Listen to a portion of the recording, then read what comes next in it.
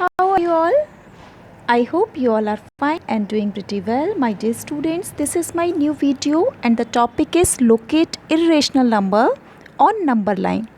This topic belongs to CBSE NCERT book chapter of number system, that is of class 9th standard. So all of you just pay attention, and if you have any query you can drop it in the message box. Okay, so let's see that how to locate irrational number on number line. So just pay attention each and every step, try to listen it clearly. Okay, so let's see what is there in the video. First example that I have taken is locate root 2 on number line. So example that I have taken is root 2 on number line. So just pay attention. First step is, see, you have the number root 2. Okay, so root 2 can be written as root 2 into 1. If you can write any number. 2 ones are 2, 3 ones are 3. So you can write 2 as 2 into 1, so that doesn't make any difference. Okay, so every time you have to do this only. So root 2 you can write 2 into 1, and this will give you one thing, that what is that? There are two numbers you can see, 2 and 1. So 2 plus 1, that will give you 3. So you have to draw a line segment of 3 centimeter, AB 3 centimeter. Okay, so just pay attention and listen again. What are we doing? We have taken an example of root 2. Okay, so we have written root 2 as 2 into 1. Clear? Now we have two numbers on the screen, 2 and 1. We have to add them, 2 plus 1. So this will become 3. So you have to draw a line segment AB that is of 3 centimeter with the help of the scale. Okay, so that will be your first step. Suppose if you are having the example of root 3, then what are you going to do? You will write 3 as 3 into 1. Now you have two numbers, 3 and 1. So you are going to add 3 plus 1, that is equivalent to 4. So now you are going to draw a line segment AB that is of 4 centimeter. Okay, so this is your first step. In every case your first step will be the same. If root 5, then 5 into 1, it means you are going to draw a line of 6 centimeter. Clear hai? Now you come to the second step. What is the second step? Second step is the line segment that you have drawn, AB. ये आपने line segment बनाया है. अब हम इसको bisect करेंगे. Bisect का मतलब क्या होता है? हम इसको आधा आधा बांट देंगे. ठीक है, तो ज्योमेट्री में आपने पढ़ा होगा बाइसेक्ट कैसे करते हैं. बाइसेक्ट करने का तरीका ये होता है, आपके पास दो एंड पॉइंट हैं, ए है और बी है. ठीक, और ये लाइन कितने की थी हमारे पास? 3 सेंटीमीटर की. तो हम क्या करेंगे? कंपास लेंगे. उस कंपास में 3 का आधा कितना होता है? अगर 3 को 2 से डिवाइड करें तो कितना मिलेगा? 1.5. तो 1.5 से थोड़ा ज़्यादा लेकर कंपास में हम लोग आर्क लगाएंगे. ठीक है, नहीं पहले बी को रेडियस, बी को हम पॉइंट मानेंगे, सेंटर मानेंगे. उसके बाद रेडियस, यानी अगर हम 2 ले लेते हैं, 1.5 से ज़्यादा 2 ले लेते हैं, तो हम 2 का आर्क यहाँ लगाएंगे. सिमिलरली हम ए पर रख के कंपास को फिर से यहाँ लगा देंगे. ठीक है, सिमिलरली हमें नीचे भी करना होगा. उसके बाद हम दोनों पॉइंट को मिलाते हुए एक लाइन ड्रॉ कर देंगे. इसे बोलते हैं परपेंडिकुलर बाइसेक्टर. ठीक है, तो ये काम आपको करना है बहुत अच्छे से. तो आपने क्या करा? सबसे पहले यहाँ पर एक आर्क ड्रॉ करी. आप इसको देख सकते हो, यहाँ पर एक आर्क आ गई है. इसी तरीके से हम लोग क्या करेंगे? एक को वो मानकर, बी को मानकर नाउ सेंटर एक और आर्क ड्रॉ करेंगे. उसके बाद हम इन पॉइंट्स को मिलाते हुए एक परपेंडिकुलर ड्रॉ कर लेंगे. ठीक है, ये परपेंडिकुलर ड्रॉ हो गया आपके पास. अब आपको क्या करना है? नेक्स्ट स्टेप, ये देखो, इस लाइन को आपने आधा कर लिया. अब ये लाइन टोटल कितने की थी आपके पास? 3 सेंटीमीटर की. अब 3 सेंटीमीटर की लाइन को जब आप हाफ कर दोगे तो यहाँ से यहाँ तक का डिस्टेंस कितना हो जाएगा? 1.5. और यहाँ से यहाँ तक का डिस्टेंस भी कितना हो जाएगा? 1.5. तो अब आप 1.5 यानी ओ को सेंटर मानकर OB रेडियस, यानी OB कितना हो गया हमारे पास 1.5 सेंटीमीटर। इतने रेडियस का एक सर्कल ड्रॉ करोगे। जैसे ये आपने सर्कल ड्रॉ कर लिया, और सर्कल ड्रॉ करने के बाद देखो ये A और B को टच करता हुआ ऐसे जाएगा। तो ये सर्कल आप ड्रॉ कर लो, कितना 1.5 सेंटीमीटर रेडियस का हमने एक सर्कल ड्रॉ कर लिया, यानी O को सेंटर मानकर OB रेडियस से हमने एक सर्कल ड्रॉ किया है। ये हमारी क्या है, सेकेंड स्टेप। क्लियर हो गई। अब देखो थर्ड में स्टेप में हम लोग देखो क्या कर रहे हैं, यहाँ तक हम लोग पहुँच गए। अब आपको थर्ड स्टेप में हर बार यही करना है कि आप क्या करोगे, B पॉइंट, जो आपका यहाँ पर B पॉइंट दिख रहा है, इस पॉइंट से आपने क्या करा था, √2 को 2 × 1 लिखा था। ठीक है, हमारा मेन नंबर क्या था 2, यहाँ 1 हमने एक एक्स्ट्रा लिया था ना। तो अब हम क्या करेंगे, B से 1 सेंटीमीटर की डिस्टेंस ले लेंगे स्केल से, और यहाँ पर एक पॉइंट मार्क कर देंगे, उसे C लिख देंगे। और हर बार आपको यही काम करना होगा। जैसे मैं आप फिर से बता दूँ, अगर आप √3 का एग्जाम्पल लेते तो आप क्या करते, 3 × 1, तो यहाँ पर आप कितने सेंटीमीटर की लाइन ड्रॉ करते, 4 की। ठीक है, अगर आप इसको हाफ करोगे तो 2 सेंटीमीटर आता मिडिल पॉइंट। ओके, तो अब आप कितने का रेडियस का सर्कल बनाते, 2 सेंटीमीटर रेडियस का एक सर्कल ड्रॉ कर लेते।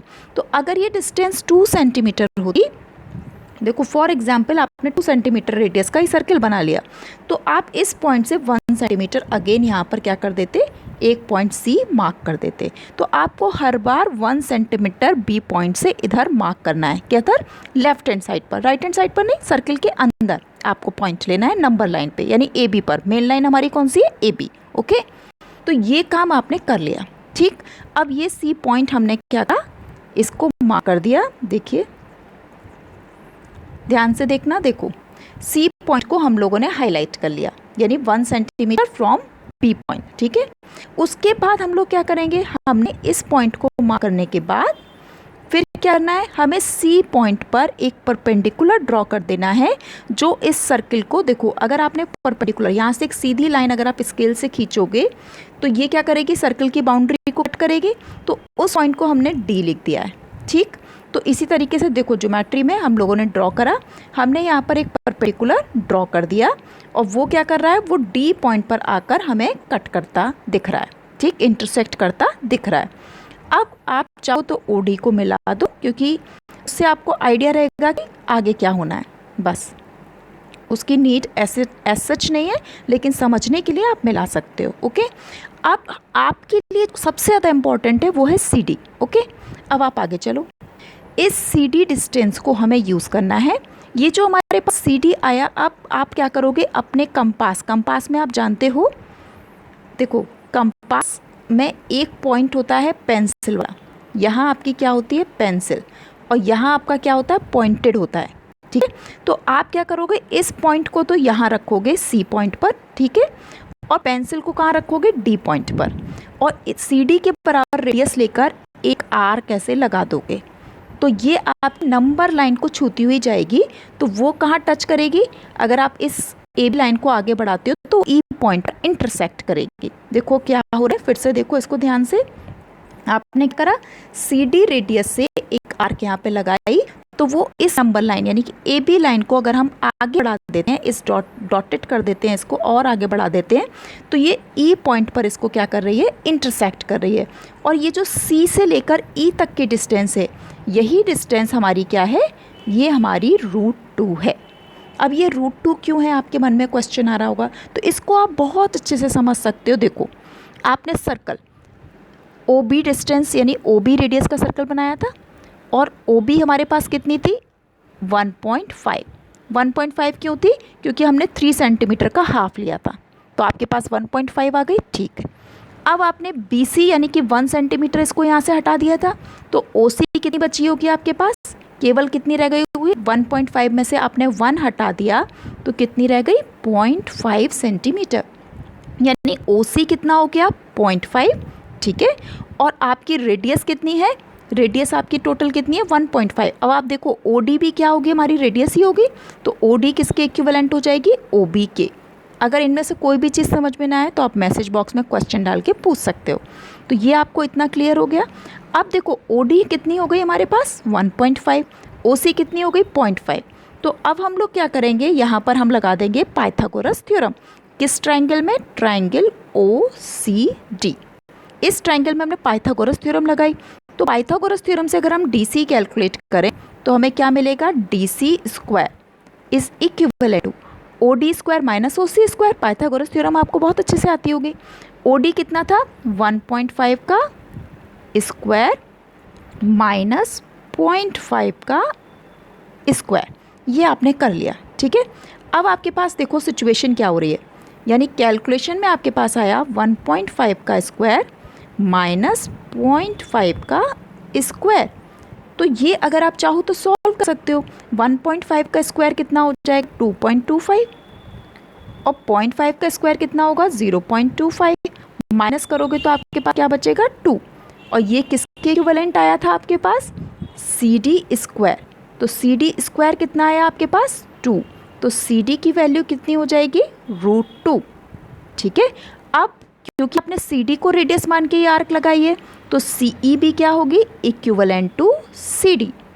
तो CD और CE दोनों इक्विवेलेंट होंगे तो CE डिस्टेंस भी कितना हो जाएगा? √2। इसलिए वो कितना आता है निकल कर? √2 आता है। तो ये मेथड इसलिए इजी पड़ता है हमें क्योंकि इसमें स्टेप्स सेम रहते हैं। जैसे फॉर एग्जाम्पल अगर मैं आपको कहूँ √5, देखो अगर मैं आपसे कहूँ √5 को आपको करना है, देखो बहुत इजीली आप समझो इसको। आप क्या करोगे? 5 × 1। अब दोनों नंबर क्या हो गए? 5 और 1, यानी आप कितने सेंटीमीटर की लाइन ड्रॉ करोगे? 6 सेंटीमीटर की। तो आपने 6 सेंटीमीटर की लाइन ड्रॉ कर ली और उसे लिख दिया AB। ठीक है। अब आपने AB को हाफ कर लिया, यानी उसका बाइसेक्टर ड्रॉ कर दिया। बाइसेक्टर ड्रॉ करने के बाद ये पॉइंट आपने मेंशन करा OB। अब 6 का आधा करेंगे तो कितना हो जाएगा? 3 सेंटीमीटर, यानी 3 सेंटीमीटर रेडियस से हमने एक सर्किल ड्रॉ कर दिया। ये इस तरीके से हमारा सर्किल आ गया। ठीक। अब आपको क्या करना है? B से 1 सेंटीमीटर हम अंदर आए, हमने एक C पॉइंट बना लिया। अब इस C पॉइंट से रूलर से हमने एक स्ट्रेट लाइन ड्रॉ करी जो हमारे सर्किल को D पर इंटरसेक्ट करती है। अब कुछ नहीं करना है, CD के रेडियस लेकर हमें बस यहाँ पर एक आर्क ड्रॉ कर देनी है जो कि हमारी AB को E पर इंटरसेक्ट करती है और CE डिस्टेंस हमारी कितनी होगी? √5 हो जाएगी। बस इतना सा काम है। अगर इसका जस्टिफिकेशन पूछा जाए तो आपको क्या करना है? आप बस इस तरह से ट्राइंगल बना के पाइथागोरस थ्योरम लगा के C को √5 दिखा सकते हैं। क्यों दिखा सकते हैं? ये टोटल क्या था? 3, यहाँ से 1 हटा तो ये कितना रह गया? 2। और रेडियस कितनी थी? 3। तो 3 का स्क्वायर क्या होता है? 9 और 2 का स्क्वायर क्या होता है? 4। तो आपके पास क्या बचेगा? 5। CD स्क्वायर 5 है तो CD क्या हो जाएगा? √5। इसी तरीके से आप कोई भी सॉल्व कर सकते हो। अगर आपको चाहिए कि NCERT की बुक में जो मेथड है वही डिस्कस करना है तो भी आप मैसेज बॉक्स में ड्रॉप करो, मैं उसके लिए एक अलग से वीडियो बनाऊंगी। लेकिन ये मेथड बहुत इजी रहता है क्योंकि इसमें कोई भी स्टेप चेंज नहीं होते और हर एक बार हमें सिमिलर वर्क करना होता है और बहुत ही जस्टिफिकेशन भी इसका बहुत इजी है। तो I think it is clear to you. So thank you so very much. Don't forget to press the bell icon जिससे आपको नोटिफिकेशंस मिलते रहें और इस चैनल को सब्सक्राइब करें, अपने फ्रेंड्स के संग शेयर करें। और मैंने आपको बताया है कि अगर आपको लाइव क्लासेस अटेंड करनी है तो आप प्लीज़ एक नंबर मैंने आपसे कॉन्टैक्ट नंबर शेयर किया है, उस पर अपना मैसेज छोड़ दीजिए। कॉल नहीं करनी है, केवल मैसेज ड्रॉप करना है। रेस्ट ऑफ द डिटेल मैं आपको वहाँ पर दूँगी। Okay, so thank you so very much and stay safe and stay protected.